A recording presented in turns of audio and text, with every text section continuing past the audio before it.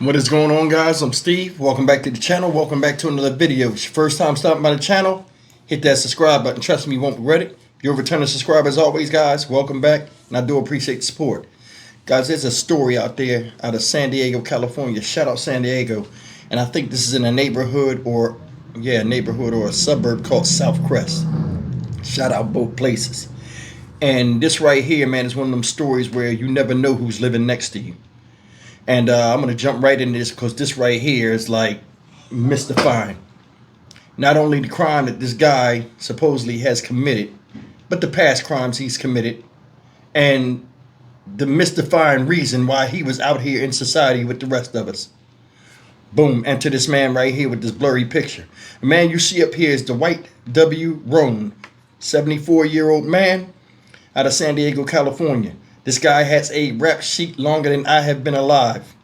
And he has committed some of the most heinous crimes and has multiple felonies where he should have been locked away or shown the flowers a long time ago. Reason why he's making news today, ladies and gentlemen, is because a body or bodies, which they suspect are more, have been found in his backyard.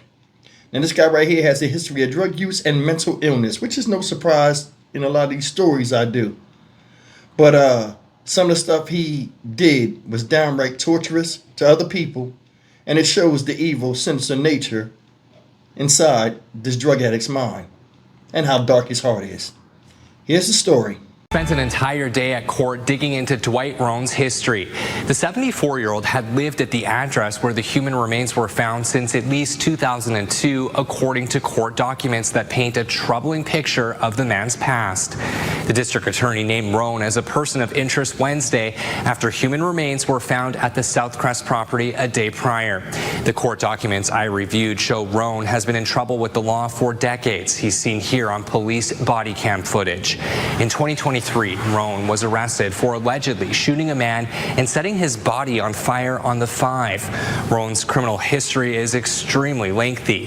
One 2019 court filing said that since 1969, he's had 17 felonies and 7 misdemeanor convictions.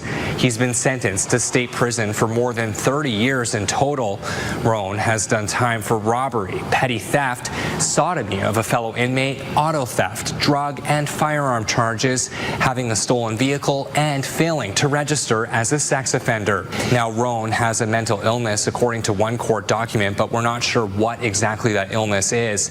Back in South Crest, it's not clear who the human remains found Tuesday belonged to or how long they'd been there for. I want to make it clear that Roan has been named a person of interest in this case, but has not been charged. Roan remains in custody for that 2023 killing on the 5 and is awaiting trial.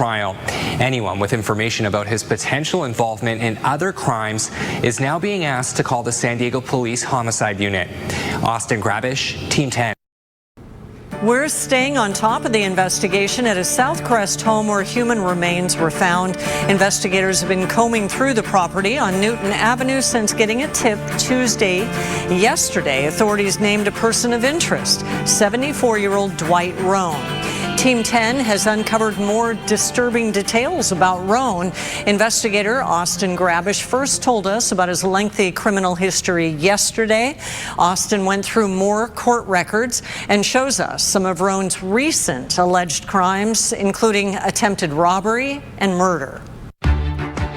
Accused killer Dwight Roan is awaiting trial for murder. And not just your run-of-the-mill murder, if there is such a thing. He not only shot somebody, but allegedly lit them on fire. And now the convicted felon has been named a person of interest after human remains were found at his former home.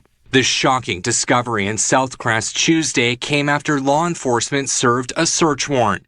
The authorities have been tight-lipped on what led them here, but court documents obtained by Team 10 are painting a disturbing picture of Roan's past. The handyman is accused of shooting Bernardo Moreno twice in the head in 2023 and then lighting his body on fire on the side of the 5 freeway. This is something that is extremely violent and unusual for individuals to do, even those people who murder other people. Court documents say Roan was livid after Moreno stabbed his dog. And get this, after the murder, police say the 74-year-old who's done work in cement finishing tried using Moreno's debit card to buy a glass pipe and then went on to rob a woman at gunpoint in Carlsbad. Roan has long struggled with addiction to drugs like crystal meth and heroin. In his own words, "I like to get high. I'm a junkie at heart, but I know I need help." In 1980, while in jail, Roan raped his cellmate and said, "I could poke your eyes out with the strength I have over you, or I could crack my skull if I don't get enough thrill out of that." He was then ordered to register as a sex offender and went on to commit more violent crimes. A 2007 psychological evaluation says Roan denies ever being homicidal and claimed hospital staff told him I was schizophrenic. In all, Roan has been sentenced to more than 30 years behind bars. He's been convicted of at least 17 felonies, including having a firearm as a convicted felon, failing to register as a sex offender, and numerous armed robberies.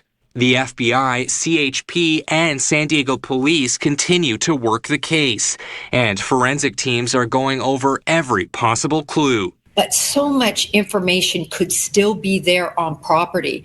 Indicia of this crime. Where did the crime take place? Is there blood spatter? Is there DNA from various victims? Are there bones from various victims? For now, what else may be under the property remains a mystery.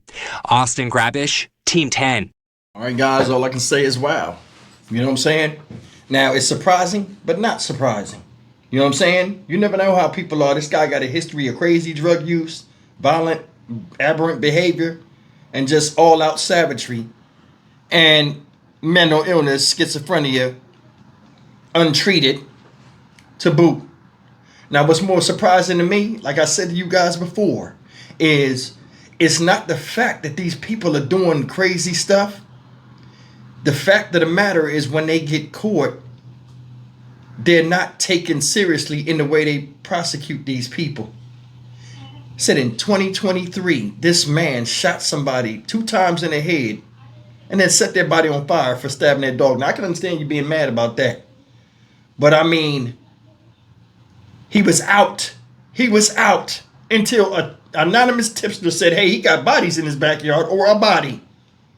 And that's when they went over there, and now he was finally, because he was out. He was out awaiting trial for shooting somebody in the head. You set somebody on fire, bust them in the head 2 times with a gun, bullets, and you was out here in the street waiting for your day in court. Just think about that. And they don't know how long these bodies been back then. They said he was living at this place since 2002. I wonder what his neighbors feel. I wonder if they interacted with him. Because I'm going to tell you something. He might have been a nice guy to certain people until you made him mad and then you seen another side of him. That shit they said when he was in jail, which was a while ago, in prison, where he told the dude, I can take your eyes out of your head. You know what I'm saying? Before raping him. Can you imagine that ultimatum? A lot of these kids out here nowadays, and that's what's happening in jail. People will come to you with the most ridiculous proposition where there is no way out but pain in their pleasure. See, a lot of these young dudes running around here, you know, when you get older, you got wisdom, you look back. Everybody when they was younger thought they was tougher than leather because they don't understand it's a monster in them shadows that they don't see themselves that will rival anything that they think they know about life, which is nothing. Imagine that. You in jail, motherfucker say, give me your ass or I'm taking your eyes or busting your head open. And motherfucker be bigger than you. What do? So that's the thing. You can never think that nothing will happen to you or you'll be in a position where you'll always be in control. That shit is crazy. And this is a lunatic. Both in jail and out. He should have never been out. After that 2023 incident, he should have been shown the flowers then.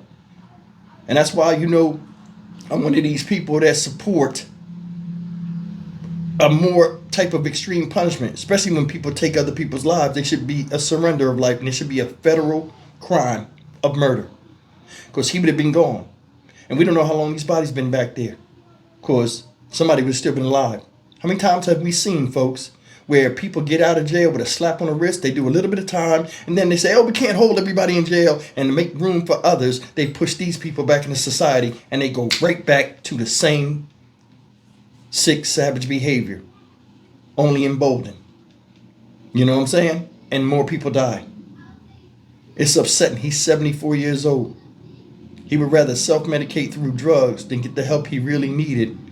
And you know, anybody that's been locked up and know they out here doing wild shit, regardless of what age they are, they know it's a matter of time before they go back. But they don't know why they'll go back. Why even deal with that? But then again, people in their not in their right mind, you know what I'm saying?